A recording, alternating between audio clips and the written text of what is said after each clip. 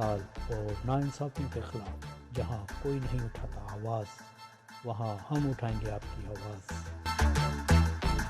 آؤ ہم بنے ایک آواز۔ Newcastle Christian network UK۔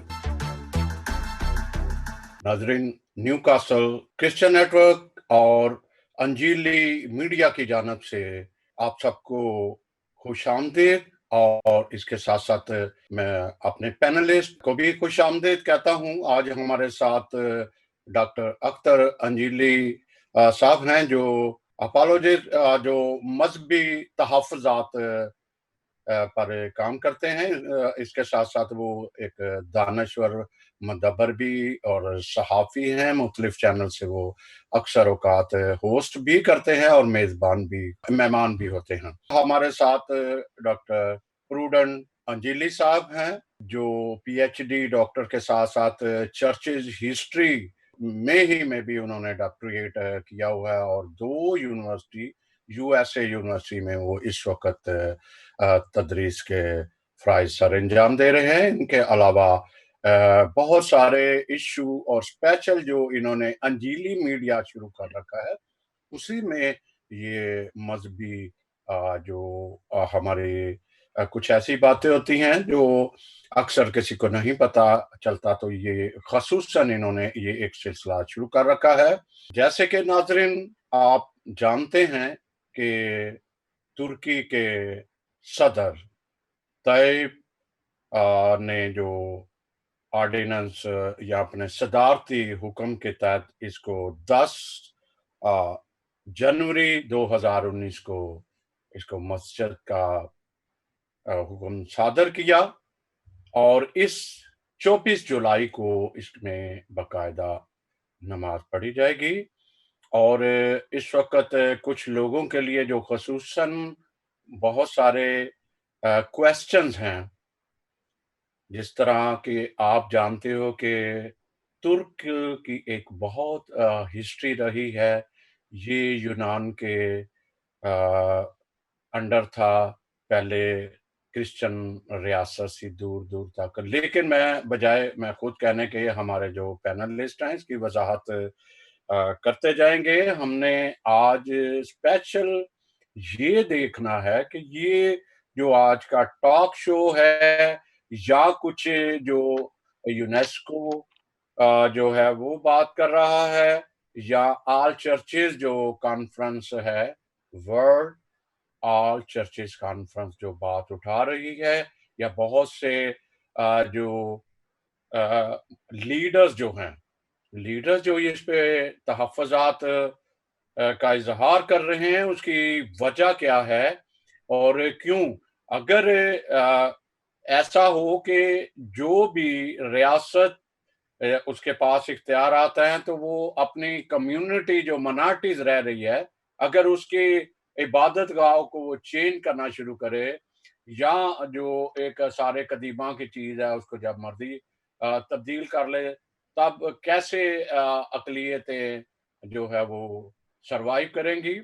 نعیم صاحب، آپ تھوڑا سا اس کے بارے میں تھوڑی وضاحت کرتے ہوئے کریں۔ اس آج کے معاملات میں بہت سارے لوگوں کا خیال یہ ہے کہ یہ کوئی ایسا معاملہ نہیں ہے۔ پھر میں انجلی صاحب سے ڈاکٹر صاحب سے پوچھوں گا کہ اس کی ہسٹری کیا ہے۔ آپ تھوڑا سا اس کی وضاحت کرتے جائیں نعیم وائس صاحب۔ جی شکریہ سمسن صاحب۔ تو جیسا کہ جانتے ہیں، ہم سب جانتے ہیں کہ ترکی کی ایک عدالت کونسل آف اسٹیٹ نے فیصلہ دیا ہے کہ آیا صوفیہ جو کہ ایک میوزیم ہے ابھی تک، تو اس کو تبدیل کر کے مسجد کی شکل دے دی جائے۔ اور ساتھ میں یہ بتاتا چلوں کہ یہ پہلے یہ میوزیم سے پہلے یہ اس کو چرچ سے مسجد میں تبدیل کیا گیا، اور اس سے پہلے یہ بنایا چرچ گیا تھا، بطور چرچ یہ استعمال ہوتا تھا جب ترکی میں عثمانی جو خلفاء ہیں وہ انہوں نے قبضہ نہیں کیا تھا۔ ये तो ये 500 तुर्की गालबन 537 की बात है जब जी ये जी, तो चर्च ये बनी।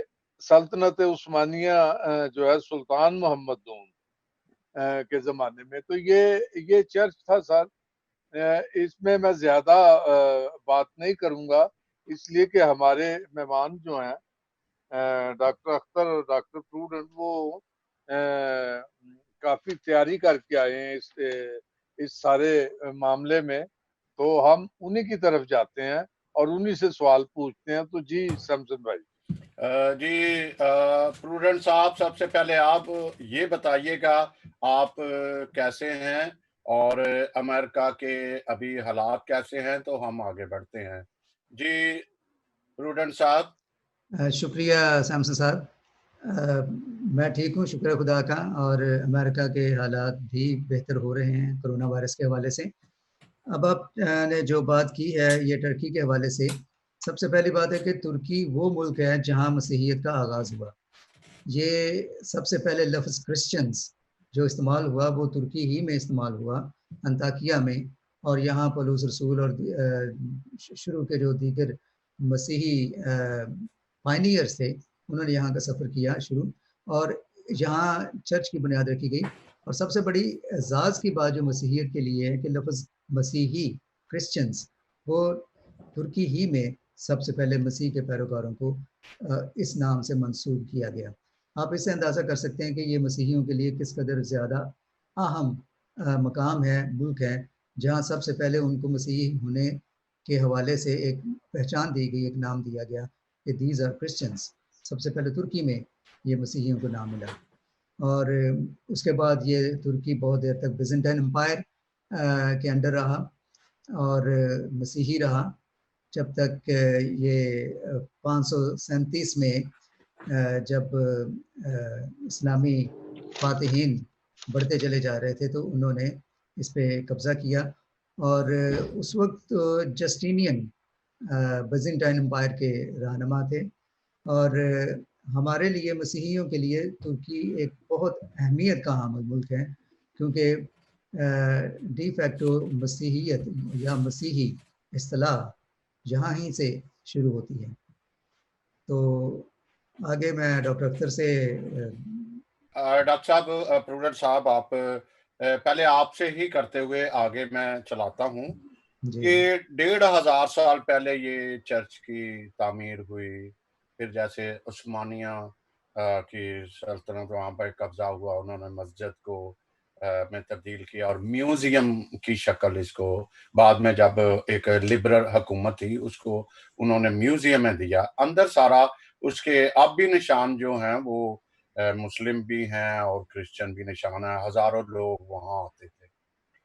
करनी बात ये है चूंकि आपने इस हिस्ट्री में, चर्चेज हिस्ट्री में स्पेशलाइज भी किया, स्टडी भी की, तो इस अहमियत से जो है आप थोड़ा सा करते हुए फिर हम आगे बढ़ते हैं, डॉक्टर साहब की तरफ बढ़ते हैं कि लेटेस्ट जो मौजूदा सूरत हाल है जो पैदा हुई है उसकी तशवीश को थोड़ा सा आप आगे बढ़ाओगे तो हम आगे चलते हैं। जी मौजूदा सूरत हाल में ये जो कदम उठाया है तुर्की के सदर ने, ये यकीनन मसीहियों के लिए, ख़ासतौर पे ऑर्थोडॉक्स चर्च के लिए तो बड़ी तशवीश की बात है, क्योंकि जब तक कमाल अतातुर्क ने जब तुर्की को संभाला दिया, तुर्की को मर्द बीमार कहा जाता था जंग अज़ीम के दौरान, तो उसके बाद दूसरी जंग अज़ीम में, तो उसके बाद तुर्की का तो वजूद ही, इसे मर्द बीमार भी कहा जाता था, तो इसका तो वजूद ही मुकम्मल तौर पर ख़तरे में था।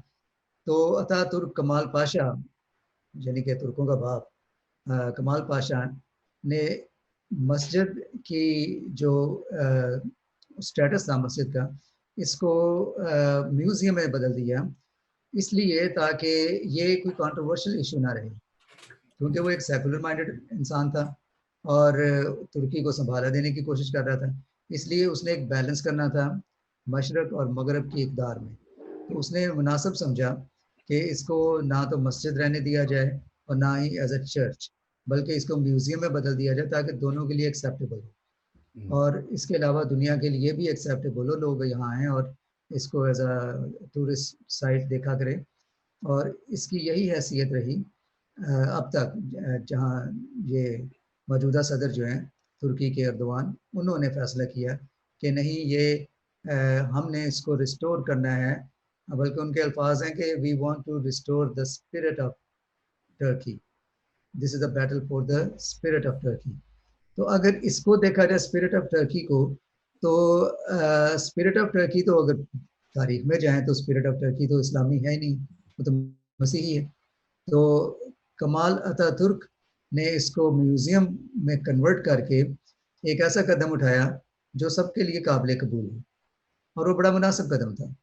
اس کا فائدہ یہ ٹرکی کو ہو رہا تھا کہ یہ مسلمانوں کے لیے بھی، مسیحیوں کے لیے بھی، اور جو کسی مذہب کو نہیں مانتے ان کے لیے بھی یہ مقام بڑی اہمیت کا حامل تھا، ایک ٹورسٹ سائٹ تھا، اور لوگ اس کو دیکھنے کے لیے آتے تھے، کیونکہ یہ جب چرچ تھا تو اس وقت اس کا مقام صرف ایک چرچ کی حیثیت نہیں رکھتا تھا، بلکہ یوں سمجھ لیجئے جیسے کہ آج کل کہہ سکتے ہیں آپ ویٹیکن، گو کہ ایک وہ مذہبی مقام ہے، لیکن اس میں سماجی، سیاسی، انتظامی، اور پوری دنیا کے جو کیتھولک چرچ ہیں ان کا انتظامی سارا نظام وہیں چلایا جاتا ہے۔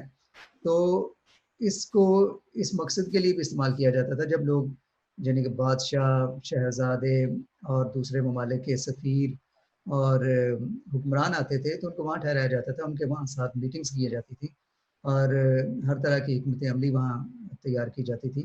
تو اس کا مقام صرف ایک چرچ کی حیثیت سے، کیتھیڈرل کی حیثیت سے نہیں تھا، بلکہ ایک انتظامی ڈھانچہ پورا جو بیزنٹائن امپائر کا تھا وہ بھی یہاں سے ہی چلایا جاتا تھا۔ تو اس کی اس لیے بہت سارے اینگلز کے ساتھ، زاویوں کے ساتھ اس کی بڑی اہمیت تھی، اور اس لیے اس کا ایک بڑا خاص مقام ہے، تاریخی مقام ہے، نہ صرف مذہبی اعتبار سے بلکہ یہ یوں سمجھ لیجئے کہ یہ ڈاکٹر بیزنٹائن امپائر پروڈن، کا مرکز تھا۔ میں قطع کلامی معاف، اس میں جو بتاتے ہیں کہ رومن جو بادشاہ تھے ان کی جو تقریب ہوتی تھی تاج پوشی کی، وہ بھی اسی کیتھیڈرل میں آیا صوفیہ میں ہوتی تھی۔ ہاں بالکل، ایسی جیسے انگلستان میں آپ کے وہاں ویسٹ منسٹر ابھی ہے، وہ ایک چرچ بھی ہے، لیکن ایک جہاں وہاں رائل ویڈنگز ہوتی ہیں، تاج پوشی ہوتی ہے ویسٹ منسٹر ابھی میں، اسی طرح سے جو کیتھولک چرچ کے لیے ویٹیکن سٹی ہے وہیں پوپ کی تاج پوشی ہوتی ہے، پوپ کا انتخاب ہوتا ہے۔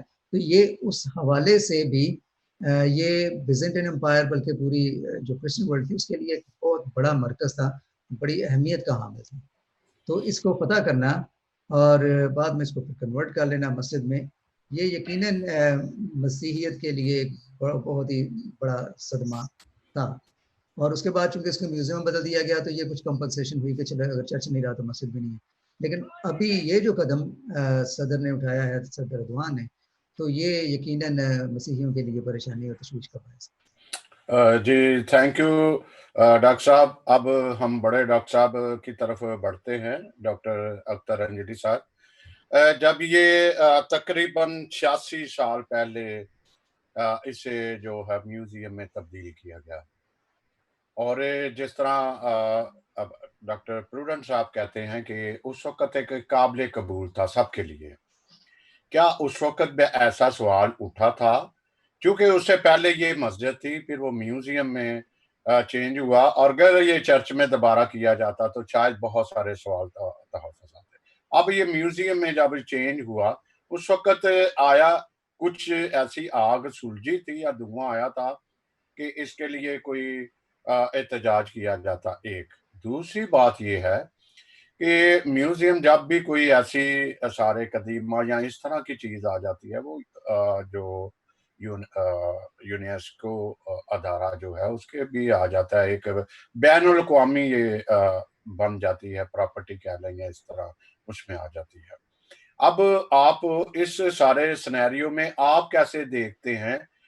چونکہ میں نے آپ سے پہلے ایک بات کی تھی کہ کچھ لوگ جو کہہ رہے ہیں کہ کوئی بھی خود مختار حکومت ہوتی ہے وہ کچھ بھی کر سکتی ہے، اس کو اختیارات ہے، اور اسلامک ملک ہے، اور جو یہ اردوغان جو ہیں وہ ایک انتہا پسند بھی کہہ سکتے ہیں، مذہب کے زیادہ قریب ہیں۔ تو یہ سٹیپ جب انہوں نے اٹھایا، جو ایک مسلم یا کہہ لیں، انہوں نے تو خوشی کا اظہار کیا، لیکن جو ہے وہ کرسچن یا ایسے ملک ہیں انہوں نے احتجاج کیا. کویشچن کچھ لمبا، شاید کافی لمبا ہو گیا، تو آپ کس نظر سے دیکھتے ہیں، اور آپ کا نقطہ نظر، اگر آپ اپنا نقطہ نظر اس بارے میں لے کے جاتے ہیں تو ڈزنٹ میٹر. جی ڈاکٹر اختر علی صاحب صاحب، بہت بہت شکریہ.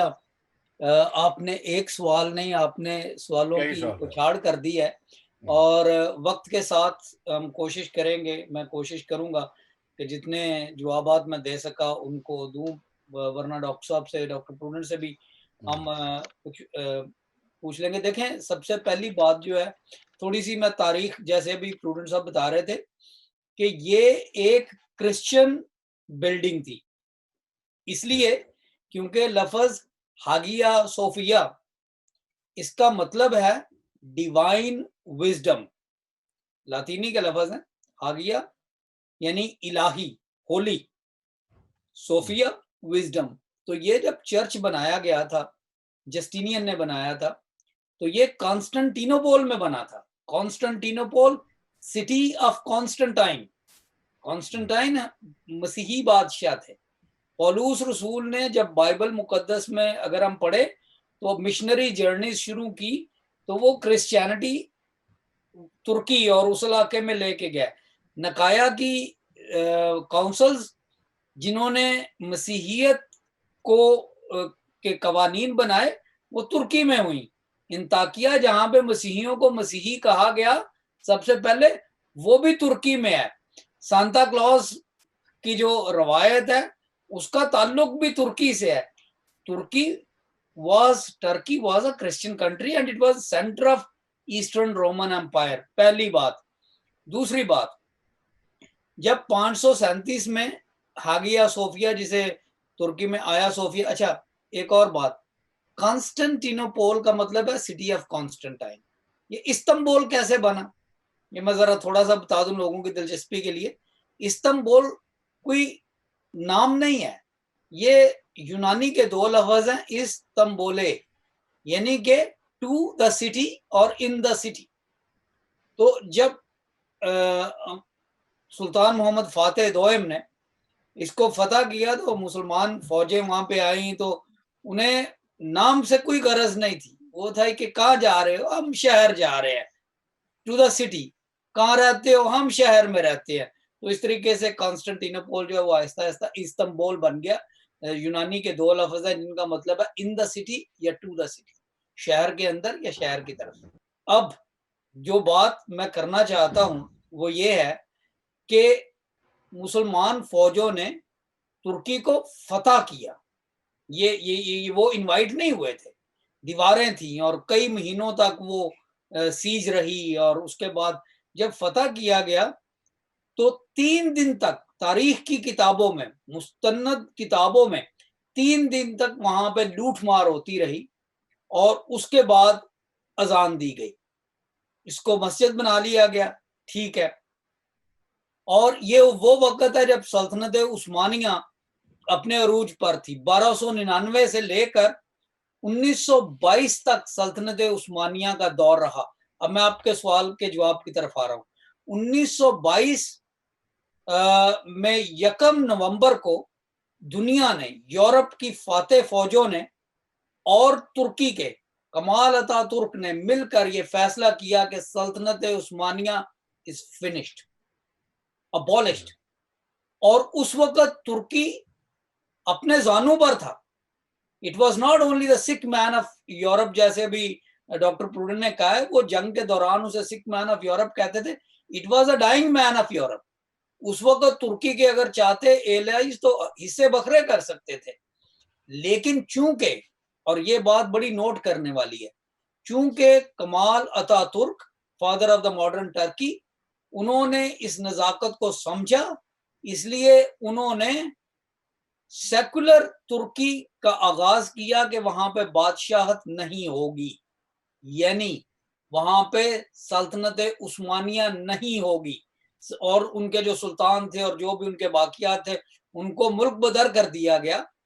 شریعہ کورٹس جو ہیں وہ ختم کر دی گئیں، عربی رسم الخط ختم کر دیا گیا، اور ترکوں کو کہا گیا کہ سب ویسٹرن پہناوا پہنے.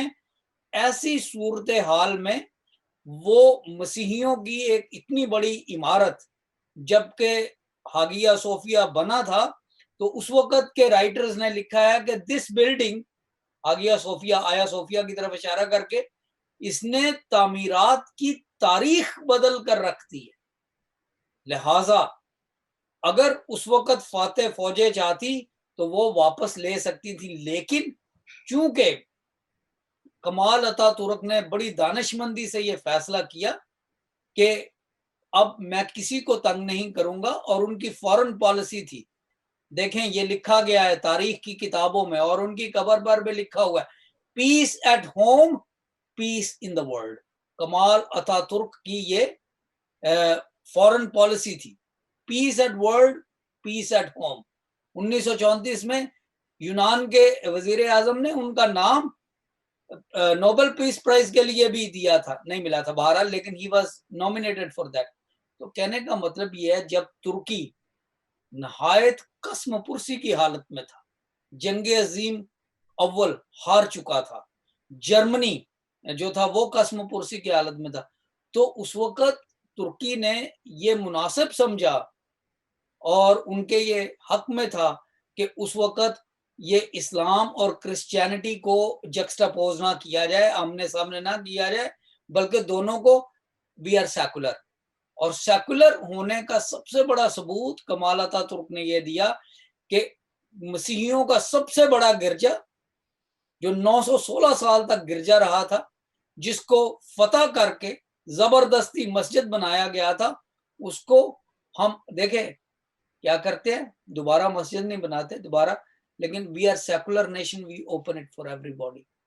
یہ اس وقت کی ضرورت تھی.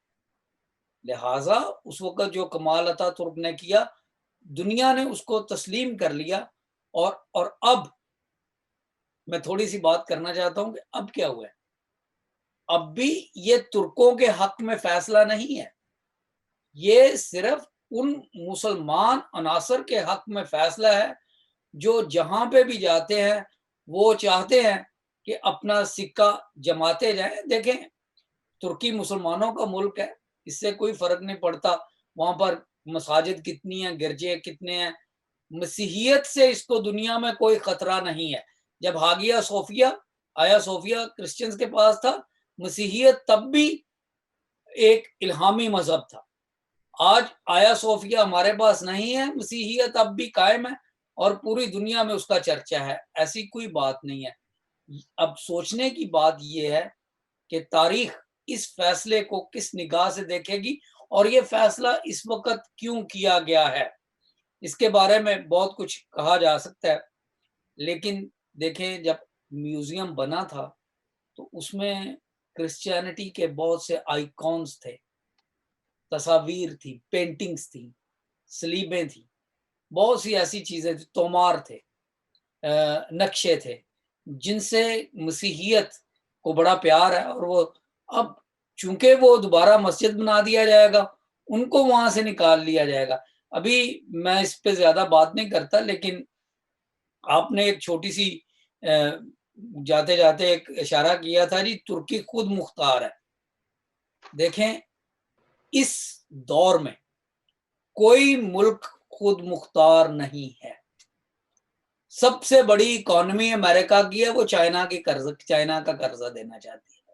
چائنا جو ہے سیکنڈ لارجسٹ اکانومی ہے، وہ آئی ایم ایف کے ساتھ اس کے حساب کتاب چل رہا ہے. رشیا، انڈیا، آپ کسی کی بات کر لیں، پاکستان کی بات کر لیں، کوئی ملک جو ہے اس طرح سے خود مختار نہیں کہ وہ جو چاہے وہ کرے. مطلق العنان خود مختاریت کسی کے پاس نہیں ہے. ذوالفقار علی بھٹو جب کیمبرج یونیورسٹی میں پڑھایا کرتے تھے اور اس وقت وہ برکلے سے اپنی انٹرنیشنل پولیٹکس کی ڈگری لے کر آئے تھے، انہوں نے ایک کتاب لکھی تھی، دا میتھ آف انڈیپینڈنس. ہم ذوالفقار علی بھٹو کو اس وقت پڑھتے ہیں جب ہم نے مسلم لیگ کے خلاف کوئی چیزیں نکالنی ہوتی ہیں یا ہم نے انڈیا کے خلاف کچھ نکالنا ہوتا ہے. یہ پڑھنے والی کتاب ہے، math of independence. The math of independence کا مطلب ہے کہ انڈیپینڈنس از اے میتھ. ہم انگریزوں سے آزادی لینے کے بعد بھی یورپ کے اور اپنے ارد گرد کے ہمسایہ ممالک کے ہم ان کے ساتھ چین ہے وہ انڈیا اور ایران ہو سب اسی طریقے سے ترکی جو ہے وہ یہ اس طرح سے انڈیپینڈنٹ نہیں ہے. انڈیپینڈنس از اے myth. خود مختاری جسے آپ کہہ رہے ہیں دیٹس اے فیبل. اس دنیا میں کوئی ملک جو ہے وہ مطلق العنان نہیں ہے کہ ہم جو چاہیں کر سکتے ہیں. We live in a civilised world.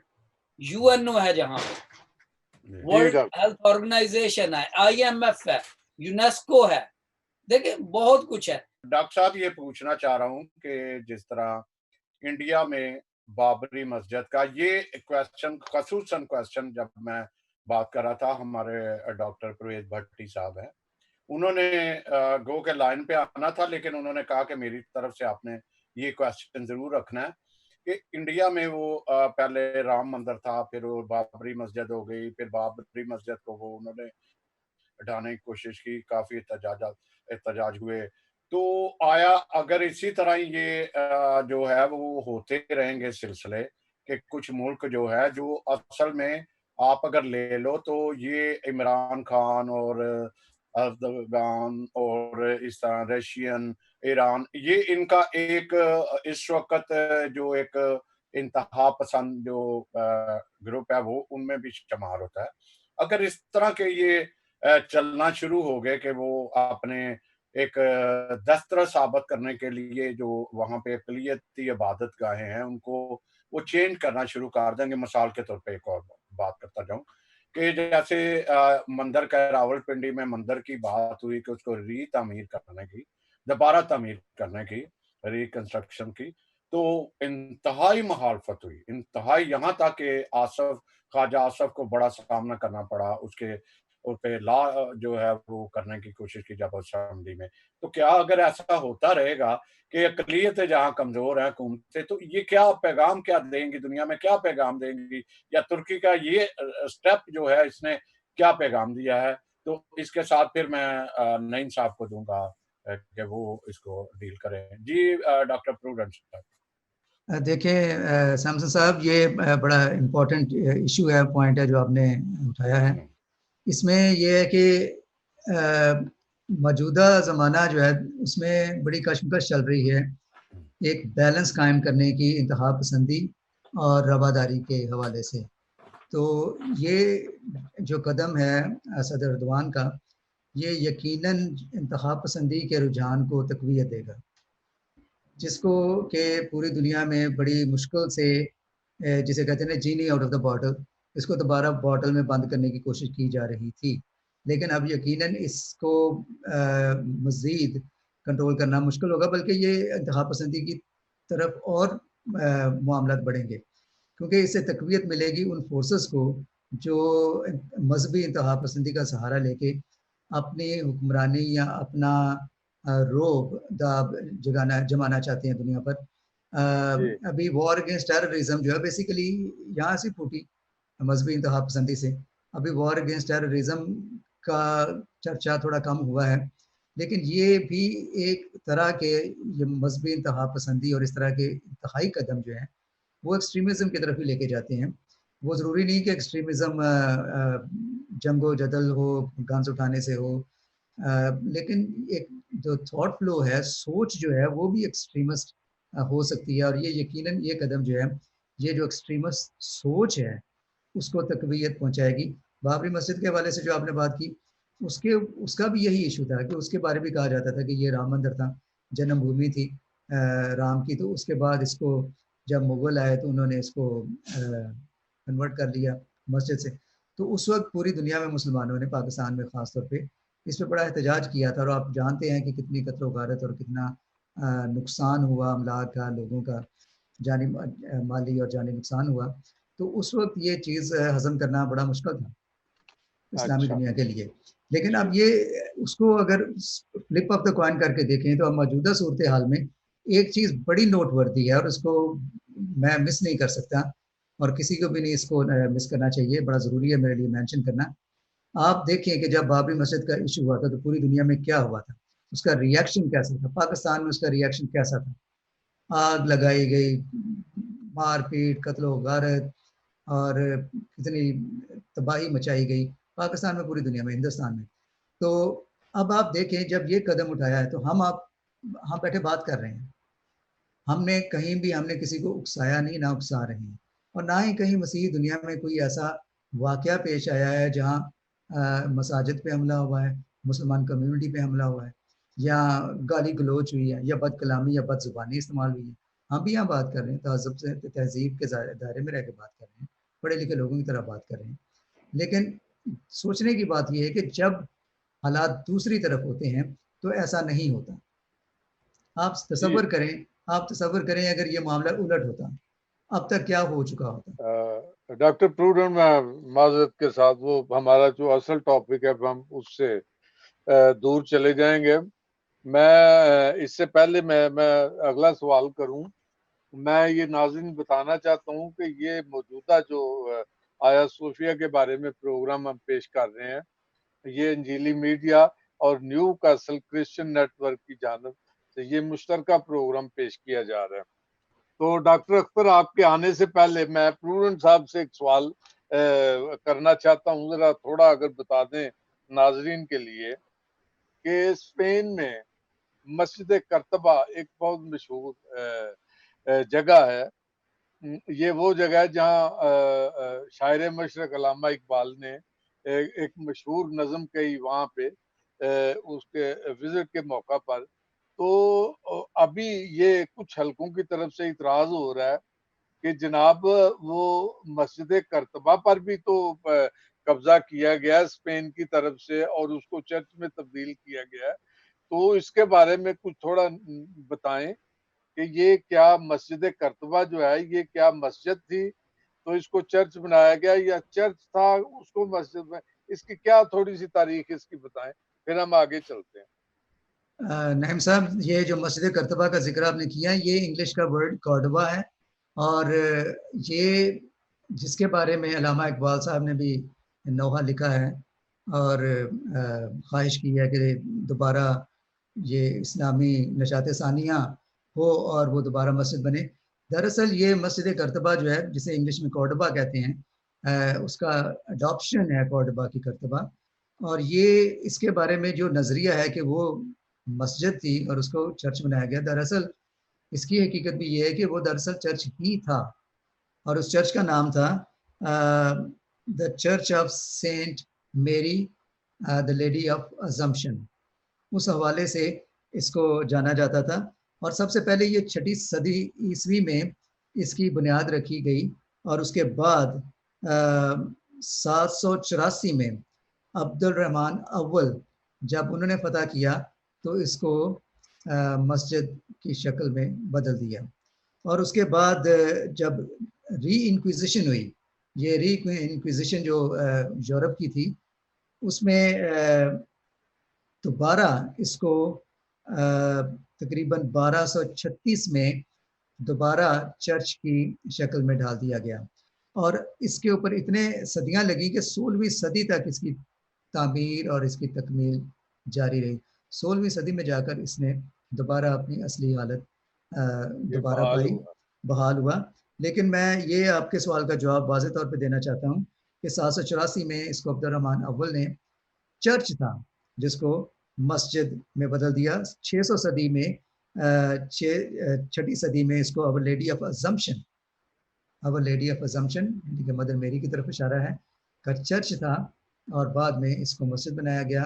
1236 میں دوبارہ اس کو مسیحیوں کے حوالے کیا گیا, اور 16ویں صدی میں یہ دوبارہ کیتھیڈرل کی شکل میں مکمل طور پہ بحال کیا گیا. جی شکریہ جناب. تو یعنی آپ کے کہنے کا مطلب یہ ہے کہ مسجد کرتبہ جو ہے یہ دراصل یہ بھی شروع میں چرچ ہی تھا, church of lady of assumption. جی. تو جب اس کو فتح کیا گیا تو اس وقت اس کو جو ہے وہ مسجد کی شکل دے دی گئی, جو کہ آج پھر وہ دوبارہ اسپین پہ دوبارہ مسیحوں کا قبضہ ہونے کے بعد اس کو چلیں ٹھیک ہے. یہ کچھ حلقے مسلم حلقے اس بات پہ اعتراض کرتے تھے. ڈاکٹر اختر, آپ مجھے سن رہے ہیں سر؟ جی آپ کی آواز.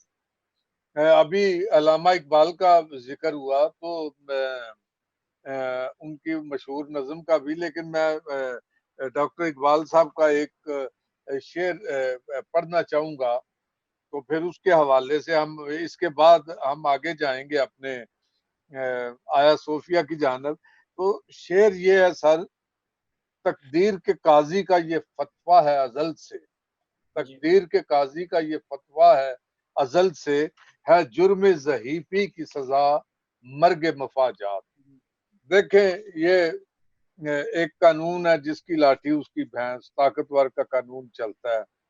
तो इतनी अजीम शान सल्तनत रोमन्स की, बाजंतीनी हुक्मरान जनाब, वहां पे इतना अजीम शान चर्च, तो सुनने में आया है कि ये जब इस पे कब्जा होने जा रहा था, तो जो मुखालिफ फौजें थी, उस्मानी फौजें, वो पहाड़ों से कश्तियां जो हैं वो लकड़ी के वो बड़े बड़े शतीरों पे उसको स्लिप करके तो दूसरी तरफ लेके जा रही थी।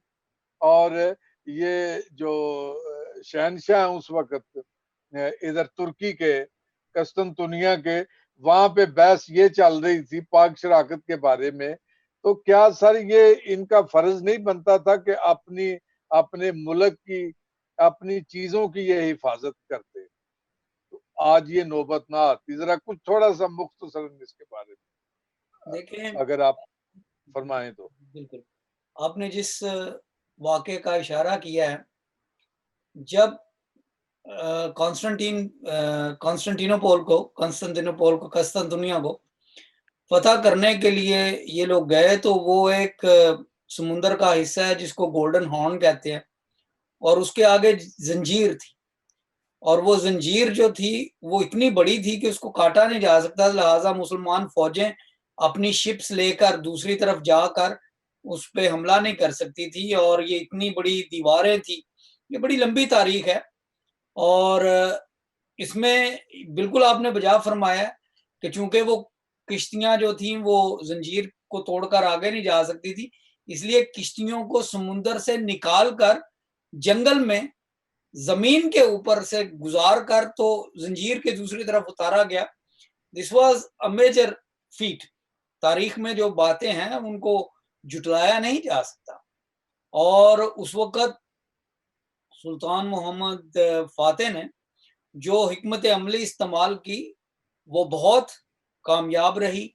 ठीक है, देखें, जब हम बात करते हैं फौजों की, तो हमें ये देखना चाहिए कि मिलिट्री में दोनों तरफ फतूहात रहीं, शिकस्तें रहीं, और इसलिए जैसे आपने अभी फरमाया कि इकबाल का एक शेर, इकबाल का एक शेर है, ले गए तसलीस के फरजंद मेरा से खलील, खिश्ते कलीसा बन गई खाके हजाज। वो भी वक्त था जब नुसरानी फौजें जो थी उन्होंने खाके हजाज से खिश्ते कलीसा बना दी थी। तारीख जो है ये दोनों तरफ काटती है, और हमें हमारा इतना बड़ा जिगर होना चाहिए कि जब हम इन बातों का जिक्र करते हैं तो हम सदाकत से बात करें, सच्चाई से बात करें। कस्तंतुनिया को फतह किया गया, और उस वक्त बड़ी बड़ी जंगो जदल हुआ, जो आप बात कर रहे हैं वो भी तारीख में है।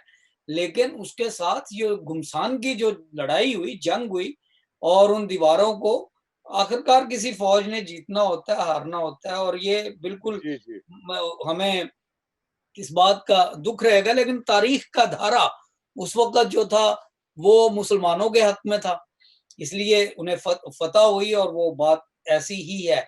लेकिन मैं आपको एक और बात बताता हूँ। देखें, हम बात तारीख के धारे की कर रहे हैं, और अभी सैमसन साहब ने मुझसे सवाल किया था और एक बात की थी कि जी खुद मुख्तार रियासतें हैं। मैंने उसका जवाब थोड़ा सा देना शुरू किया था कि अब कोई रियासत खुद मुख्तार नहीं है।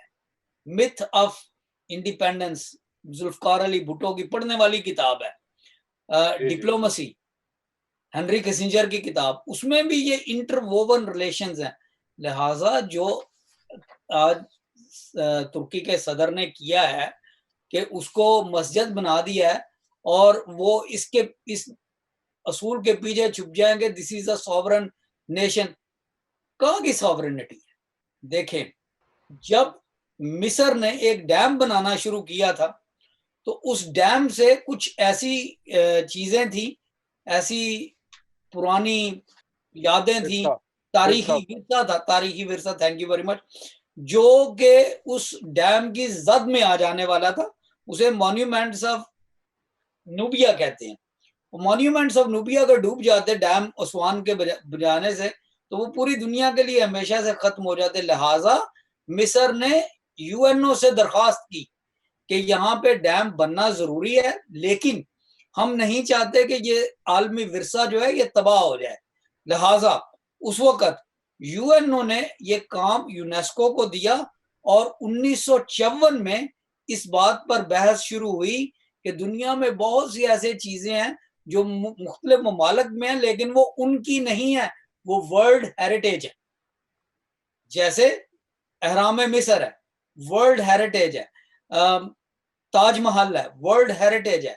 ये ऐसी जगह है जो पूरी दुनिया की, कायनात की, इंसानों की, सबकी। पाकिस्तान में 6 ऐसी जगह हैं जिनको वर्ल्ड हेरिटेज में शामिल किया गया है। टक्सला के खंडरात है, हड़प्पा है, शालीमार है, वो जो हमारा किला है वो है, मकली है, इस तरह से 3-4 और हैं, 6 हैं। चीजें नहीं तो अभी आप जिक्र कर रहे हैं, मैं डॉक्टर प्रूडन आपकी तरफ आता हूं तो, लेकिन डॉक्टर अख्तर आप जरा प्लीज ये बताएं कि आपने तारीखी विरसे की बात की और अभी ये चंद दिन हुए हैं तख्त भाई में, मर्दान में बुद्धा का एक बहुत बड़ा मुजस्समा दरियाफ्त हुआ और वहां के मुकामी लोगों ने उसको पत्थर मार मार हथौड़ियों से बिल्कुल चकनाचूर कर दिया, तोड़ के रख दिया। तो ये हर मुल्क की ये जिम्मेदारी होती है कि वो अपने तारीखी विरसे का ख्याल करे। और मैं यहाँ पे ये अर्ज करना चाहता हूँ कि ये आया सोफिया जो है, इसको यूनेस्को जो है वो तारीखी विरसा करार दे चुकी है। तो क्या इस बात का कोई असर नहीं है तुर्की पे या अर्दगान साहब पे, तैयब अर्दगान पे? मैं सर वही जरा बात खत्म कर लूं। मैं वही कहने लगा था कि चूंकि ताजमहल जो है वो एक तारीखी विरसा है, कल को हिंदू ये नहीं कह सकते कि हम इसको मंदिर बना देंगे, या मुसलमान ये नहीं कह सकते हम इसकी मस्जिद बना देंगे, या पाकिस्तान में कोई ऐसा विरसा है। तो जब भी किसी चीज को वर्ल्ड हेरिटेज का स्टेटस दिया जाता है, उस हुकूमत को पाबंद किया जाता है ज़ाब्तों के, कि आप यूनेस्को की इजाजत के बगैर और उनसे इस्लाह लिए बगैर इसका ना तो स्ट्रक्चर बदल सकते हैं, ना इसका इस्तेमाल बदल सकते हैं, ना इसका स्टेटस बदल सकते हैं। ये मुआहदे होते हैं और जो सिविलाइज्ड नेशंस है वो इन मुआहदों का पास रखती हैं। लिहाजा जब हागिया सोफिया को यूनेस्को का हेरिटेज बना दिया गया, तो सैमसन साहब वो जो आप बात कर रहे थे कि तुर्की की खुद मुख्तारियत, वो उस वक्त उस मुआहदे के तहत खत्म हो जाती है। बेशक वो तुर्की में है, लेकिन now it is a world heritage और आप पूरी दुनिया की बरादरी से पूछे बगैर उसका स्टेटस नहीं बदल सकते। और यूनेस्को वालों ने जब इस पे बयान दिया है तो उन्होंने जो लफ्ज इस्तेमाल किए हैं वो उन्होंने कहा है, इट इज वेरी रिग्रेटेबल, कि हमें बड़ा पछतावा है इस बात पे, हम इस बात पे पछता रहे हैं कि ये उन्होंने क्या किया है। और दूसरी बात, ये जो हेरिटेज स्टेटस था ये यूनेस्को ने जब दिया था उस वक्त तुर्की ने इतराज नहीं किया। पहली बात, 1934 में जब कमाल अतातुर्क ने आगिया सोफिया को म्यूजियम बनाया है, उस वक्त किसी अदालत ने इतराज नहीं किया, बल्कि ये कैबिनेट की डिसीजन थी और उस वक्त रूलिंग जो कैबिनेट थी ये उनकी यूनानिमस डिसीजन थी, क्योंकि that was the need of the our. तो इस तरह से अगर सिविलाइजेशन चले कि जब आपका हाथ आया वो किसी मशीनरी में तो आप मुआहदों पे साइन कर दे, शिकंजे में आया हो। जी। इस तरह से दुनिया जो है वो नहीं चलती। अच्छा जी, शुक्रिया डॉक्टर प्रूडन। मैं आपकी तरफ आता हूँ। कहा जाता है कि बल्कि ये हकीकत है कि तैयब अर्दगान जो है ये इस्तांबुल के मेयर रहे हैं खुद भी, और उसके बाद जब अब जो बल्दियाती इलेक्शन हुए इस्तांबुल से, इनकी हुक्मरान पार्टी जो है वो हार गई। تو جب وزیر اعظم طیب اردگان کی پارٹی الیکشن لڑ رہی تھی جس کے ذریعے یہ وزیر اعظم بنے، تو انہوں نے وعدہ کیا تھا کہ میں دوبارہ اگر برسر اقتدار آ گیا تو میں اس کو دوبارہ مسجد میں تبدیل کر دوں گا آیا صوفیہ کو. تو یہ کیا اخلاقی طور پہ، قانونی طور پہ، یہ کیا، جیسے ابھی ڈاکٹر اختر نے ہمیں یونیسکو کے حوالے سے بھی بتایا، آپ کیا اس کے بارے میں کہتے ہیں؟ نائم صاحب دیکھیں، یہ سب سے پہلے تو ہمیں یہ دیکھنا چاہیے کہ وہ کون سے محرکات ہیں، کیا ریزنز ہیں، وجوہات کیا ہیں کہ یہ طیب اردگان کو اس وقت یہ قدم اٹھانا پڑا یا انہوں نے یہ قدم اٹھایا. اب جیسے آپ نے کہا کہ طیب اردگان کی جو مقبولیت ہے، پاپولسٹ جسے کہتے ہیں انگلش میں، پاپولسٹ ووٹ جو ہے ان کا وہ زیادہ ہے دیہی علاقوں میں، رورل ایریاز میں. لیکن سٹیز میں، خاص طور پہ بڑی سٹیز میٹروپولیٹن کہتے ہیں، وہاں ان کی اتنی پاپولیرٹی نہیں ہے. اور خاص طور پہ استنبول میں ان کی پارٹی جو ہے وہ ہاری، اور ان کی میئرشپ کا الیکشن بھی ہاری، اور ان کا جو اپوزیشن کا میئر تھا وہ جیتا، اور اس کے جیتنے پہ ان کو بڑی مشکل پڑی کہ یہ اتنا بڑا دھچکا ہم کیسے سہ لیں. اس کے بعد انہوں نے کیا کیا، انہوں نے اس کو چیلنج کیا، اپنے ہی الیکشن کمیشن کو چیلنج کیا کہ یہ اس کی ری کاؤنٹنگ ہونی چاہیے. تو اس کی ری کاؤنٹنگ ہوئی، اور ری کاؤنٹنگ میں بھی جو موجودہ میئر ہیں جن کا نام ہے اکرم مالو، یہ جیتے. اور وہ ابھی تک ان کو یہ ہضم نہیں بات ہو رہی کہ میں استنبول کو ہار چکا ہوں. اس لیے یہ اس قدم کے پیچھے سب سے بڑی بات جو ہے سیاسی محرکات ہیں، سیاسی وجوہات ہیں. ان کے لیے کوئی ایسا قدم اٹھانا ضروری تھا کہ وہ استنبول کو دوبارہ کسی نہ کسی طریقے سے حاصل کر سکے. اب چونکہ انہوں نے یہ قدم اٹھایا ہے تو وہ جو قومی سوچ رکھنے والے لوگ ہیں یا مذہبی سوچ رکھنے والے لوگ ہیں انہوں نے دل جیت لی ہے. اگلے الیکشن میں ان کے لیے یہ ایک بہت بڑا سیاسی کارڈ ہوگا کہ میں نے وہ کام کیا ہے جو کبھی کوئی سوچ بھی نہیں سکتا تھا کرنے کے لیے.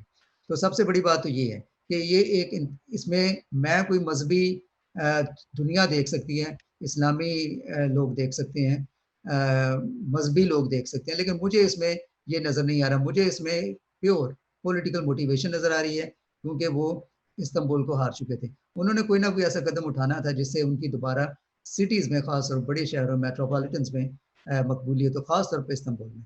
اب میں آپ کے سامنے نا ایک بیان پڑھنا چاہتا ہوں، آپ ذرا غور سے سنیں. جو موجودہ میئر ہیں ان کا بیان ہے، جو کہ اپوزیشن کے میئر ہیں، ان کی پارٹی کے میئر نہیں ہیں، جن کے لیے 2 بار گنتی کروائی گئی، دونوں بار وہ جیتے.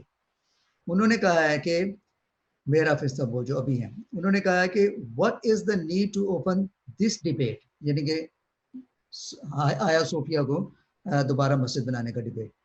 تو لکھتے ہیں، کہتے ہیں کہ what is the need to open this debate now when while tourism has plummeted and hundreds of thousands of people have become unemployed.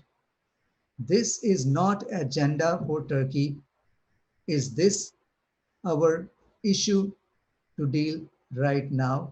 وہ کہتے ہیں کہ مجھے تو یہ نہیں سمجھ آئی کہ اس وقت جب یہ کرونا وائرس کی وجہ سے اکانومی ڈاؤن ہے، ٹورزم زیرو ہو چکا ہے، کوئی ادھر آ نہیں رہا ہے، پوری دنیا میں ٹورزم ختم ہو چکا ہے، تو اس وقت اس قدم کو یہ قدم اٹھانے کا کیا جواز تھا؟ میری سمجھ سے باہر ہے.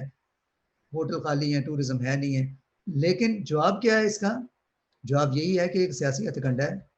دنیا اس کو مذہبی طور پہ دیکھے، لیکن میں تو کم از کم اس کو نہیں دیکھ سکتا. یہ ایک سیاسی ہتھ کنڈا ہے جو انہوں نے اپنایا ہے، اور میرے خیال سے بڑی کامیابی سے اپنایا ہے. وقت آگے بتائے گا کتنا کامیابی سے، لیکن فی الحال ٹائڈ ان کی فیور میں جاتی نظر آ رہی ہے. جی جی جی ڈاکٹر انجلی صاحب، ڈاکٹر اختر انجلی صاحب، آپ کی کیونکہ بین الاقوامی جو ہے وہ نظر بھی ہوتی ہے، ایشوز پر آپ لکھتے بھی ہو، یہ جو مسیحیوں کے تحفظات یا اس سے مسیحیوں کے لیے کیا پیغام ہے جو یہ آیا صوفیہ کو مسجد تبدیل کا جو حکم صادر کیا گیا ہے، یا یہ قدم انتہائی قدم اٹھایا گیا ہے، اس سے جو ہے مسیحیوں کے لیے کیا لمحہ فکریہ یا کیا پیغام لا رہا ہے؟ کیونکہ ہمارے اپنے کرسچن میں بھی، خصوصاً پاکستانی میں تھوڑا سا ڈفرنٹ سا کر رہا ہے، یا تو وہ وہاں خوف زدہ ہیں یا کیا ہے. تو اس کے لیے تھوڑی وضاحت کریں، اور پھر نعیم صاحب آپ سے پوچھتے ہیں. جی جی اس میں इस पूरे मामले को दो तरह से देखा जा सकता है। पहली तो बात यह है कि पहले हम चले देखते हैं कि ये पैगाम जो तैयब अर्दगान साहब ने दिया है दुनिया को तुर्की में आया सोफिया को मस्जिद बनाने से, वो मसीहियों के लिए क्या पैगाम है। मसीहियों के लिए वो पैगाम है जो नईम साहब ने भी बताया है, क्या है जुर्म ज़ईफ़ी की सज़ा मर्ग मफाजात, के ये जो यहाँ पे मेजॉरिटी मुस्लिम्स हैं, वो जब उनको मेजॉरिटी मिलेगी तो ये, मैं ये नहीं कह रहा कि ये एक बैनुल-अक़वामी लहर चलेगी, लेकिन ऐसा हो सकता है क्योंकि उन्होंने एक इंडिकेशन दी है कि जहाँ पे आप मेजॉरिटी में हैं वहाँ पे आप जो मर्जी कर लें, यूनेस्को के साथ मुआहदे हुए हैं छोड़ दें, कानून पास कैबिनेट ने किया छोड़ दें, यूरोपियन यूनियन के साथ उस वक्त जो यूरोपियन एलाइज थे उनको छोड़ दें, तो बेशक ये बात खतरनाक है। लेकिन सैमसन साहब मैं इसको एक और पहलू से भी देखना चाहता हूँ और वो बहुत जरूरी है, और वो ये है कि ना सिर्फ जैसे अभी प्रूडेंट साहब फरमा रहे थे कि ये एक सियासी हथकंडा है, बल्कि हमारे मुसलमान ममालिक के जो सरबराह हैं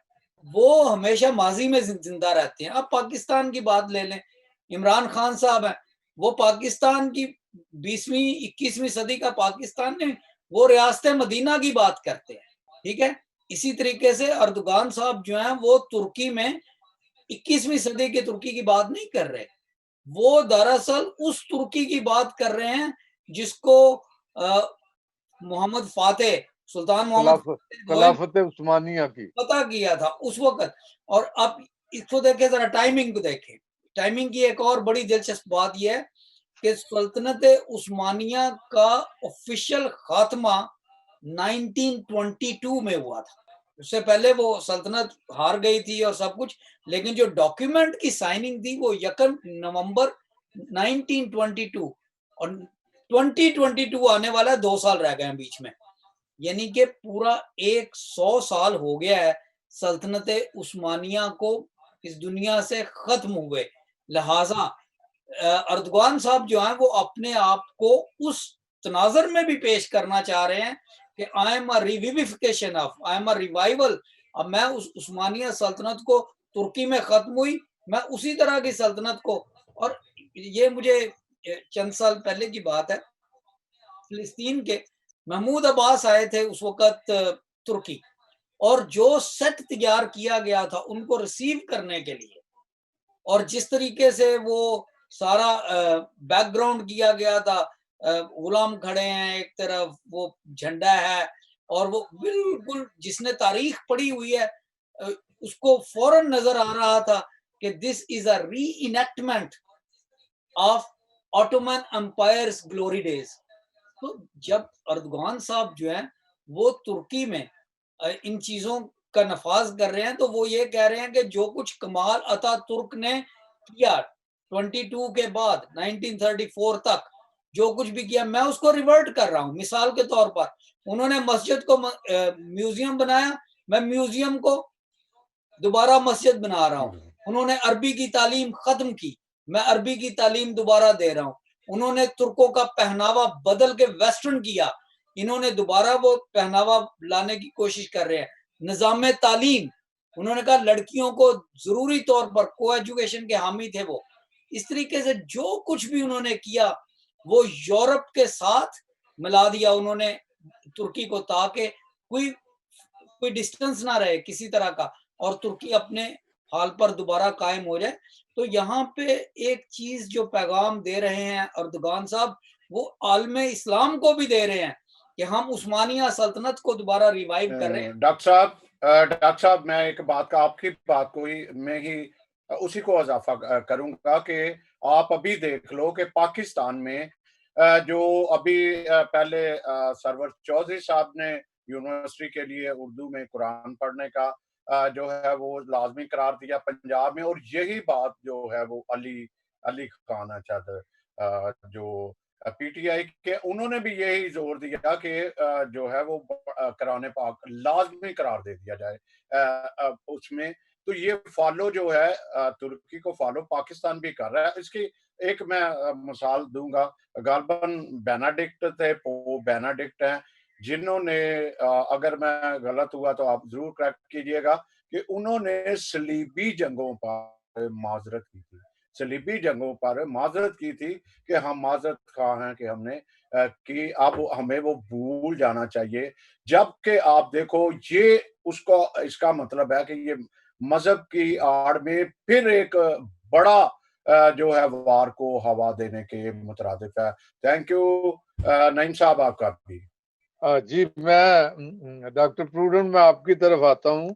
इसमें अभी अख्तर साहब ने बताया कि यूनेस्को के साथ जो मुआहदा हुआ कि इसको आलमी वर्सा बना दिया गया, फिर कमाल अतातुर्क के साथ जो मुआहदा हुआ जंग अजीम हारने के बाद, तो ये सारे मुआहदे, इसके अलावा अभी तो आलमी मुआहदे, या खास तौर पे मैं जिक्र करूंगा पैगम्बर इस्लाम जनाब हजरत मोहम्मद साहब के ने जो मुआहदा किया था उस वक्त के मसीहों के साथ, जिस पे बताते हैं कि आपकी पीस बी अपॉन हिम हाथ की स्टैंप भी है उस दस्तावेज पे, और जो मिस्र में मौजूद है।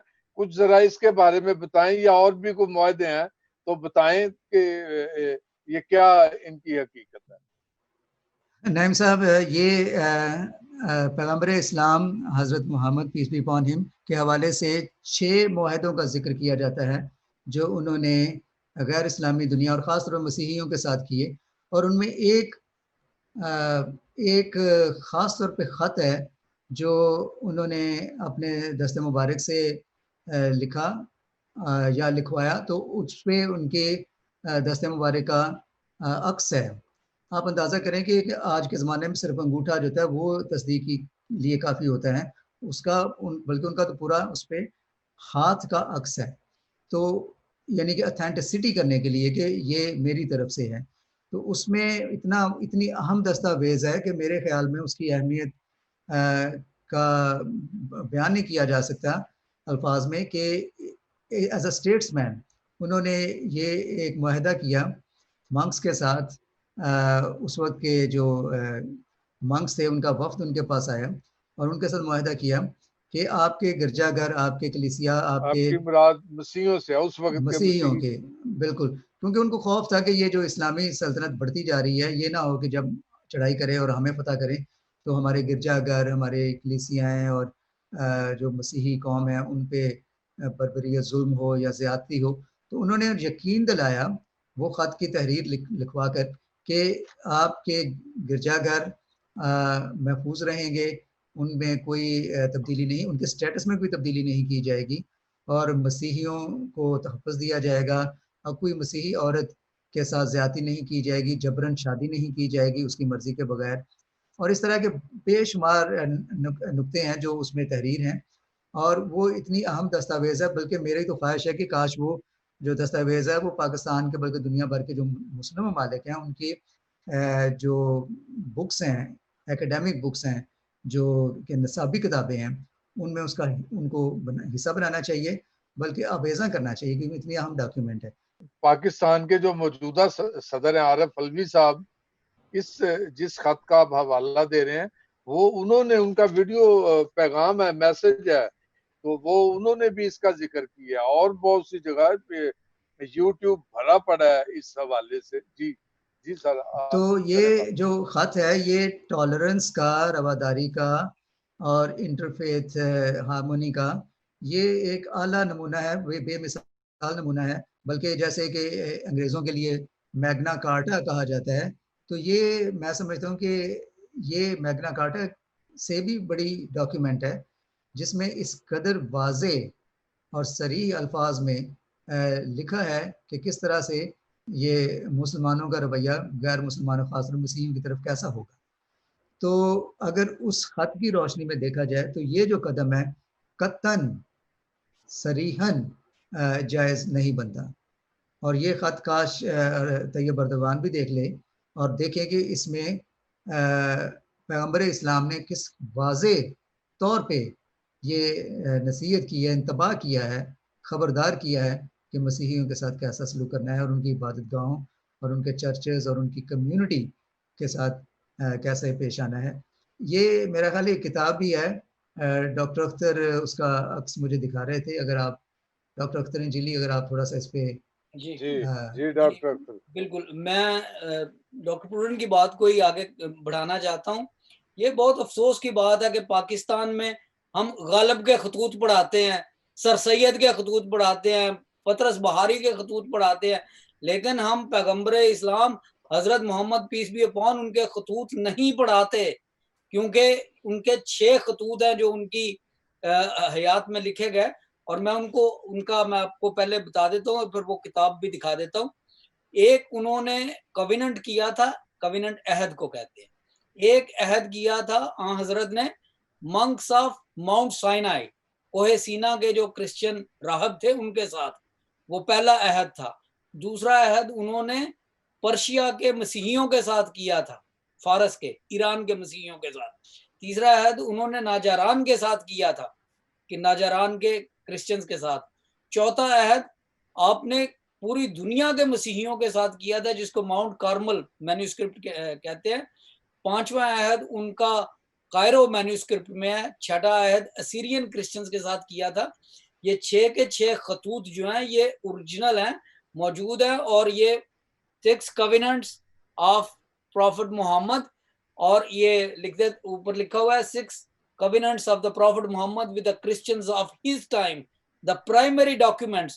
اور یہ ترکی اور اسپین اور انہی علاقوں سے یہ ایک خاص مہم چلی ہے, جس مہم کا نام ہے دی کویننٹ انیشیٹو, کہ آپ مسلمانوں کے لیے لکھا گیا ہے کہ آپ قرآن مجید پڑھتے ہیں, احادیث پڑھتے ہیں, آپ اس کے علاوہ سیرہ پڑھتے ہیں نبی کا, لیکن آپ حضرت Muhammad prophet of Islam peace be upon, جو انہوں نے خود اپنے ہاتھ سے 6 خطوط لکھے ہیں, آپ انہیں کیوں نہیں پڑھتے؟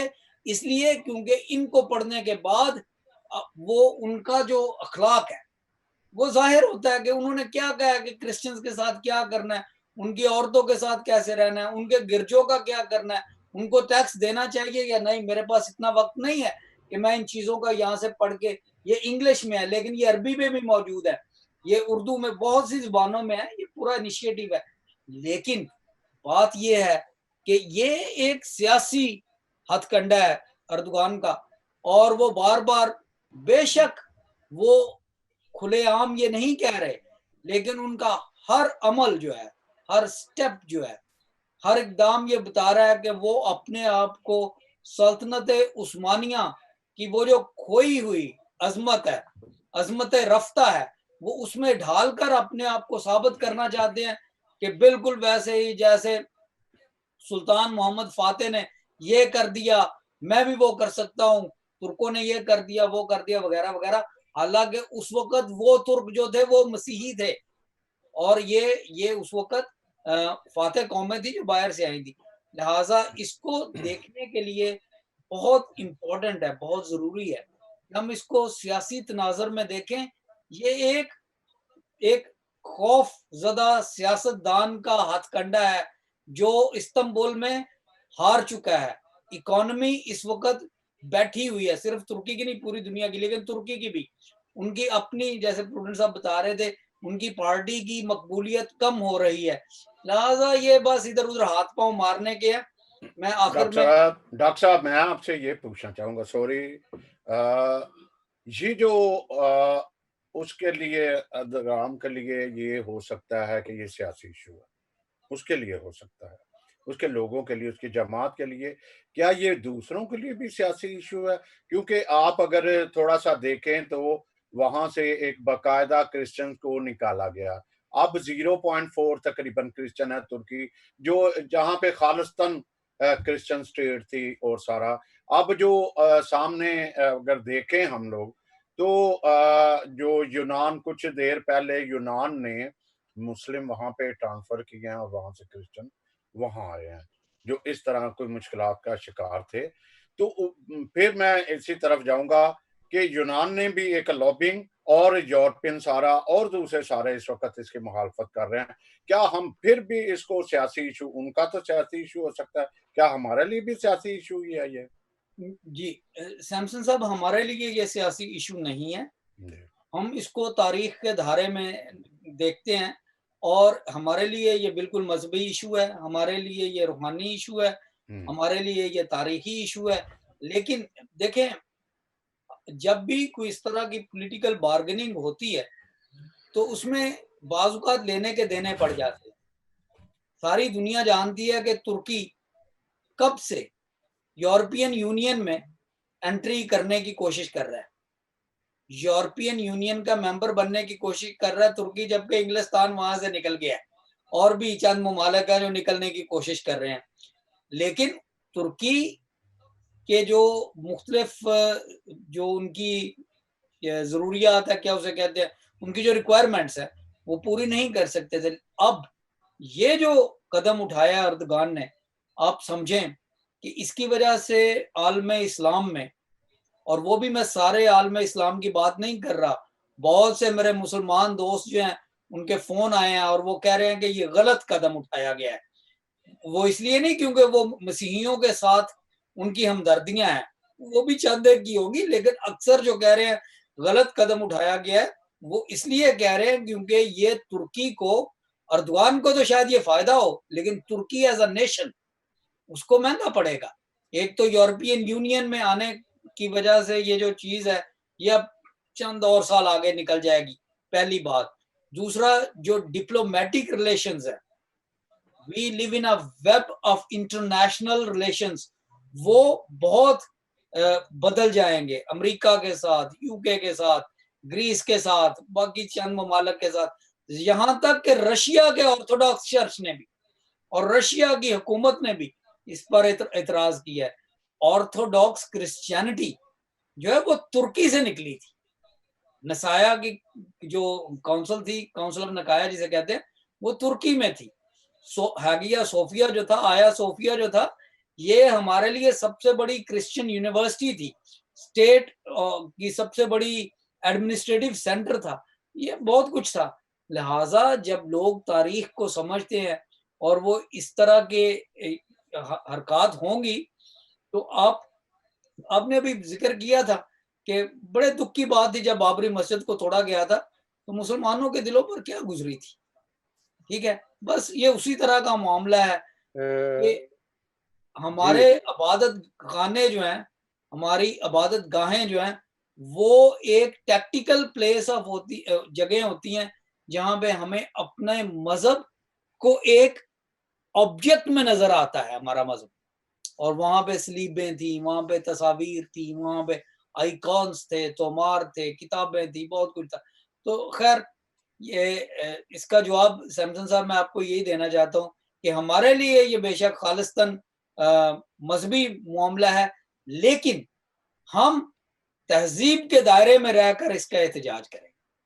اس میں میری طرف سے آخری سوال ہے سیمسن صاحب، آپ کی اجازت سے آپ دونوں کے لیے، دونوں مہمانوں کے لیے، اوریا مقبول جان کسی تعارف کے محتاج نہیں، پاکستان کے صحافی ہیں اور میڈیا پہ بہت ایکٹیو ہوتے ہیں. انہوں نے یہ سوشل میڈیا پہ بھی بڑا یہ وائرل ہے، انہوں نے کہا کہ جناب کوئی بھی مسیحیوں کی طرف سے تو کوئی بول ہی نہیں رہا اس بات پہ، یہ ہمارے اپنے ہی چند سیکولر حلقے جو ہیں یہ بات کر رہے ہیں، ادروائز کسی مسیحیوں کو تو اس بات کی کوئی تکلیف نہیں ہے، وہ تو خوش ہیں. تو جیسا ابھی آپ نے آرتھوڈاکس چرچ کے بارے میں، تو یہ روس کی طرف سے اس پہ بڑا سخت تحفظات کا اعتراض کیا، اور ترکی کے اپنے جو نوبل انعام یافتہ مصنف ہے، میں نام شاید تھوڑا غلط پڑھ جاؤں، اور ہان پالک، انہوں نے کہا کہ لاکھوں سیکولر جو ہیں اس فیصلے پر رو رہے ہیں مگر ان کی آواز کوئی نہیں سنے گا.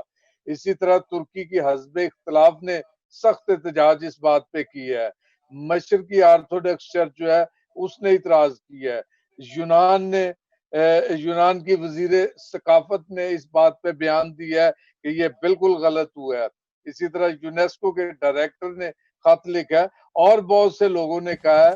تو یہ یورپ کا ایک اپنا طریقہ ہے آگے چلنے کا، بات کرنے کا. تو یہ آہستہ آہستہ وہ، میں نہیں سمجھتا کہ یہ معاملہ یہیں پہ ٹھپ ہو جائے گا. تو سر اس کے بارے میں کیا فرمائیں گے آپ؟ بات یہ ہے کہ پاکستان کو صرف ایک زبان کی سمجھ آتی ہے اور وہ جو پاکستان میں اکثر بولی جاتی ہے. آپ نے دیکھا ہے کہ وہاں پہ اسمبلی میں بھی بات نہیں کرتے, وہ کرسیاں پھینکنا شروع کر دیتے ہیں اور پھر کہتے ہیں جی آج بہت اچھی ڈیبیٹ ہوئی ہے. مقبول عوریہ جان سے میں چاہتا ہوں کوئی پوچھے کہ وہ کتنے انٹرنیشنل چینلز دیکھتے ہیں اور انہوں نے کتنے انٹرنیشنل جرنلز کا مطالعہ کیا ہے اس کے بعد, اور یونیسیف سے اور یونیسکو سے نکلنے والے جو بیانات ہیں وہ پڑھے ہیں کہ نہیں پڑھے. دیکھیں بات یہ نہیں ہے کہ کتنے جلاؤ گراؤ کتنا ہوا ہے, کتنی مسجدوں کو زخمی کیا گیا, کتنے چرچز کو آگ لگائی گئی ہے. یہ ڈیبیٹس ہوتی ہیں جو لائبریریز میں کی جاتی ہیں, یہ وہ ڈیبیٹس ہوتی ہیں جو پارلیمنٹس میں کی جاتی ہیں. یہ انٹلیکچوئل ڈیبیٹس ہیں اور ان انٹلیکچوئل ڈیبیٹس کا جو نتیجہ ہے وہ پالیسی میکنگ میں آتا ہے, اور پالیسی میکنگ کی وجہ سے پھر اس کے بعد پالیسیز بننے کے بعد آرڈرز انیشیٹ کیے جاتے ہیں. یہ ہے طریقہ پوری دنیا میں ایک مہذب طور پر اپنے خیالات کو سامنے لانے کا. اب آیا صوفیہ کو اگر مسجد بنا دیا گیا ہے تو کیا عوریہ جان مقبول صاحب کو تبھی پتہ چلے گا کہ ہمارے دل دکھے ہیں جب ٹرک جلائے جائیں گے یا جب ٹائر جلائے جائیں گے, اپنی ہی املاک کو ہم گرا دیں گے یا کسی عبادت خانے کو مسخ کر دیں گے؟ نہیں. دیکھیں سوچنے کا ایک طریقہ ہوتا ہے اور اپنی بات کرنے کا. اگر ہمیں تکلیف نہیں ہے تو ہم یہ پروگرام کیوں کر رہے ہیں؟ پروڈنٹ صاحب امریکہ میں ہے, میں یو کے میں بیٹھا ہوں, پاکستان میں ہمارے بہت سے دوست دیکھ رہے ہیں, فون آ رہے ہیں ہمیں دنیا کے ہر جگہ سے. اس لیے نہیں کہ ہمیں دکھ نہیں پہنچا, اس لیے نہیں کہ ہم اپنا احتجاج نہیں کر رہے. احتجاج کرنے کا بھی طریقہ ہے, اور احتجاج رجسٹر, وہ ڈاکٹر اقبال کا ہی ایک شعر ہے, شکوہ جواب شکوہ کا شکوہ لازم بھی ہو تو ضروری ہے. وہ جو بہرحال ان کا طریقہ کار یہ ہے کہ اس کا ایک شیوا ہوتا ہے, ایک خاص طریقہ ہوتا ہے, ادب کے زاویے ہوتے ہیں, ادب کے دائرے ہوتے ہیں, ان میں رہ کے شکوہ. آپ دیکھیں پوری دنیا میں جو اسکولسٹک یونیورسٹیز ہیں وہاں پہ یہ ڈیبیٹ چل رہی ہے, یونیسکو کی طرف سے, تاریخ دانوں کی طرف سے, تھیولوجینز کی طرف سے, پولیٹیشینز کی طرف سے. نہیں چل رہی تو گراؤ جلاؤ کرنے والے ٹرکوں کو آگ لگانے والوں میں نہیں چل رہی. ہم کیا کریں, ہم میں ٹرکوں کو آگ لگانے والے ہیں نہیں ہیں. یہ سمجھدار سلجھی ہوئی قوم ہے, مسیحی ہیں, ہم نے دنیا کو تہذیب سکھائی ہے. آج کیا ہم تہذیب کا دامن اپنے ہاتھ سے جانے دیں؟ نہیں. ادب بہت بڑی چیز ہے, ہمارے سینوں پر زخم بھی لگتا ہے تو ہم ادب کے دائرے میں رہ کر بات کریں گے, اور کر رہے ہیں. ہم دنیا کو تہذیب سکھانے والے ہیں, لہٰذا ہم تہذیب کا دامن نہیں چھوڑیں گے. جی سیمسن صاحب. عوریہ جان یہی میسج دینا چاہ رہے ہیں کہ جس طرح کسی دوسرے ملک میں کوئی اسلامک یہاں اس طرح خلاف ہوتا ہے تو وہ اپنے وہاں پاکستان میں چرچز کو توڑ دیتے ہیں یا ان کے الزامات لگا دیتے ہیں. اس کا مطلب ہے کہ وہ یہ چاہتے ہیں کہ پاکستان کے جو مسیحی ہیں وہ بھی اس میں اس طرح سے احتجاجات کریں. نہیں, وہ یہ کہہ رہے ہیں, قطع کلامی معاف, ان کا کہنا کہ یہ ہے کہ بین الاقوامی طور پر مسیحیوں کو کوئی نہیں پریشانی. اس کا جواب ڈاکٹر صاحب نے دے دیا ہے. سر اس کی وجہ یہ ہے کہ بین الاقوامی طور پر پاکستانیوں نے مقبول جان عوریہ کو سننا ہے, جو انہوں نے کہنا ہے وہ سن لینا. پاکستان میں کتنے لوگ ہیں جو انٹرنیشنل پریس سے دیکھ رہے ہیں کہ کیا کچھ ہو رہا ہے. جی سر, بڑی اچھی گفتگو ہوئی ہے اور بڑے اخلاق اور تہذیب کے دائرے میں.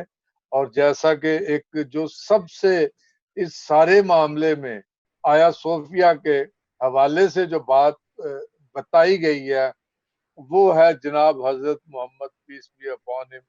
ان کے حوالے سے جو ان کے لیٹر ہیں, تو یہ براہ کرم یہ ہمارے مسلمان بھائیوں کو وہ 6 لیٹر پڑھنے چاہیے جو حضرت نے جو معاہدے کیے ہیں مسیحیوں کے ساتھ. تو یہ آج جو آیا صوفیہ کے ساتھ جو اقدام لیا جا رہا ہے, تو اگر وہ پڑھ لیں, سینٹ کیتھرین جو مصر میں واقع ہے, ان کے مسیحیوں کے ساتھ جو معاہدہ کیا گیا تھا، اگر آپ اس کو پڑھ لیں تو اس میں مکمل طور پر یہ کہا گیا ہے کہ یہ معاہدہ جو ہے یہ رہتی دنیا تک رہے گا، اور جو مسلمان اس معاہدے پر عمل نہیں کرے گا اس کو قیامت کے دن جواب دینا پڑے گا۔ تو اس میں یہ معاہدے میں یہ شک شامل ہے کہ مسیحوں کی جو عبادت گاہیں ہیں ان کو نقصان نہیں پہنچایا جائے گا، نہ ان سے چھینی جائیں گی۔ جی شکریہ صاحب۔ سامسن صاحب، ایک ضروری بات اس سے پہلے کہ ہم پروگرام ختم کریں، ایک بات بیان کی جا رہی ہے میڈیا پہ، خاص طور پہ پاکستان میں، کہ یہ اس پہ اعتراض نہیں کرنا چاہیے اس قدم پہ، کیونکہ یہ خریدا گیا تھا۔ ایک یہ بھی ایشو، ایک اینگل یہ بھی ہے کہ اس پہ کہا جا رہا ہے کہ آیا صوفیہ میں ایک دستاویز ہے جس پہ لکھا گیا ہے کہ یہ باقاعدہ خریدی گئی تھی مسیحیوں سے، مسیحی اسے بیچ کر خود چلے گئے تھے۔ پہلی تو بات یہ ہے کہ جو فاتح ہوتے ہیں وہ خرید و فروخت نہیں کرتے، وہ فاتح ہوتے ہیں، وہ فتح کرتے ہیں اور وہ لے لیتے ہیں۔ دوسری بات یہ ہے کہ یہ جو ڈاکیومنٹ ہے جس کے بارے کہا جاتا ہے کہ یہ بیچی گئی اور خریدی گئی، میرا سوال یہ ہے کہ اس ڈاکیومنٹ کے حوالے سے، اس دستاویز کے حوالے سے جس نے بھی یہ دعویٰ کیا ہے، یا جو ڈاکیومنٹ جہاں بھی ہے، برائے کرم یہ کریں کہ اس ڈاکیومنٹ میں جو لکھا ہے وہ بھی ذرا مشہور تشہیر اس کی کریں کہ خریدی کب گئی، کس نے خریدی، کتنے میں خریدی، اس کی ڈیٹیلز کیا ہیں۔ یہ دعویٰ کر دینا کہ ایک دستاویز ہے جس پہ لکھا گیا کہ خریدی گئی، تو جب کوئی چیز خریدی جاتی ہے تو وہ خریدار بھی ہوتا ہے، بیچنے والا بھی ہوتا ہے، اس کے شرائط ہوتے ہیں، اس کی پرائس ہوتی ہے، اس کے گواہ ہوتے ہیں، یہ سارا کچھ بھی ذرا جو یہ دعویٰ کر رہے ہیں ان سے درخواست ہے کہ وہ ذرا اس کا بھی جواب دے دیں۔ آج ہم وائنڈ اپ کی طرف بڑھ گئے ہیں، تو آپ کیسے اس کو ڈاکٹر صاحب کیسے کلوز کریں گے آج کی ساری گفتگو کو؟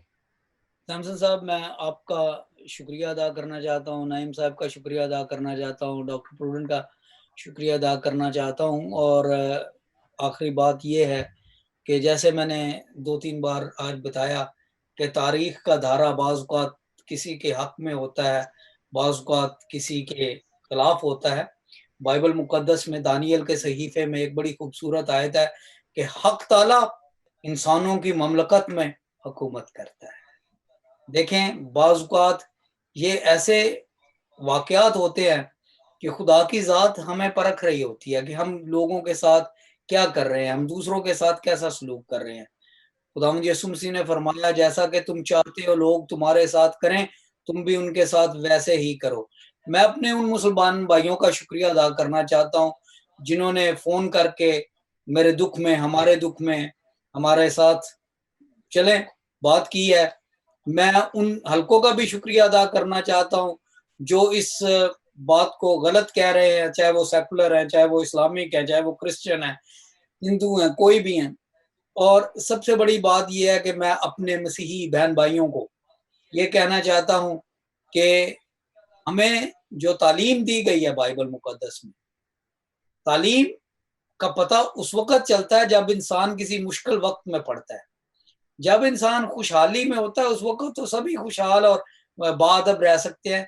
میں اس وقت یہ کہوں گا کہ let us all show that we are civilized people which we are۔ ہم نے، جیسے میں ابھی عرض کر رہا تھا، دنیا کو تہذیب سکھائی ہے۔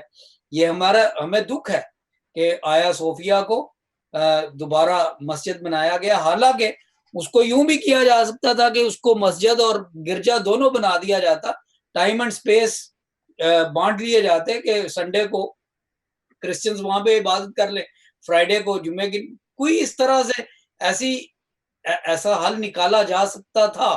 دنیا میں بہت دانشور لوگ ہیں، کرسچن آرتھوڈاکس چرچ کے لوگوں کو لیتے کیونکہ یہ آپ کی عبادت گاہ ہے، پہلے فاتح مسلمانوں کو لیتے اور کوئی ایسا، لیکن یہ جو ایک سیاسی حل نکالا گیا ہے، اور ہم دعاؤں میں آیا صوفیہ کو یاد رکھیں گے، اپنے مسلمان بہن بھائیوں کو جو پیس لونگ ہے ان کو بھی یاد رکھیں گے، اور جو دکھ ہمیں پہنچا ہے اس، اور ہم ڈپلومیٹیکلی، اسکولسٹیکلی، میڈیا وائز ہم یہ جدوجہد جاری رکھیں گے۔ دیکھیں، آیا صوفیہ 916 تک گرجا تھا، اس کے بعد وہ 400 کچھ تقریباً 500 سال تک مسجد رہا، اس کے بعد پھر وہ میوزیم بنا۔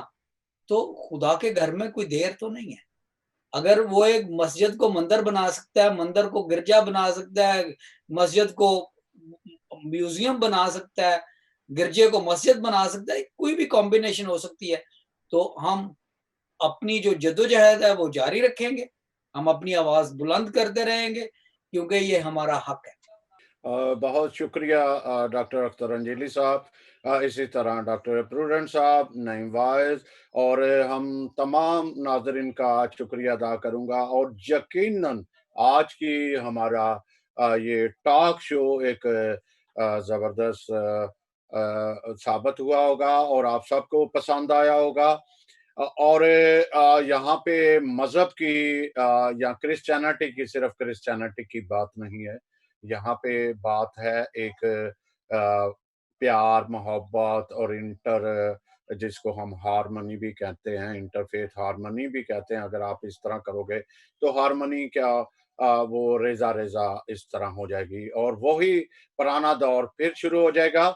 और मैं ये भी बताता जाऊं कि ये सारा प्रोग्राम हमारा अंजीली मीडिया और न्यू कासल क्रिश्चियन नेटवर्क का था, जो आप बाद में यूट्यूब पे देख सकते हैं।